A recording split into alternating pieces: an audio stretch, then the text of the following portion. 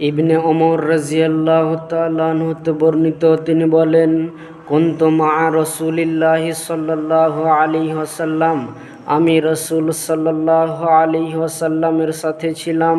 ফাজাআহু রাজুলুম মিনাল আনসারি, হঠাৎ আনসারদের একজন লোক আসলেন।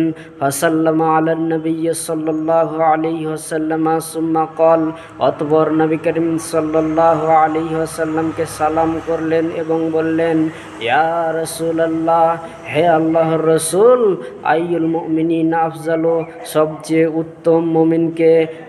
রাসূল সাল্লাল্লাহু আলাইহি ওয়াসাল্লাম বললেন, আহসানুহুম খুলুকা, চরিত্রে যে সবচেয়ে উত্তম, চরিত্রে যে সবচেয়ে ভালো।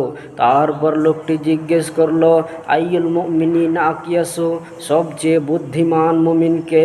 রাসূল সাল্লাল্লাহু আলাইহি ওয়াসাল্লাম বললেন, আকসারুহুম লিল মাউতি যিকরা ওয়া আহসানুহুম লামা বা'দাহু ইস্তিদাদা, উলাইকাল আকিয়াস, যেই ব্যক্তি মরণকে বেশি বেশি করে স্মরণ করতে পারে আর মরণকে বেশি বেশি করে স্মরণ করতে পারে আর মরণের পরবর্তী জীবনের জন্য সুন্দর প্রস্তুতি গ্রহণ করতে পারে, উলাইকাল আকিয়াস, তারাই হচ্ছে সবচেয়ে বুদ্ধিমান।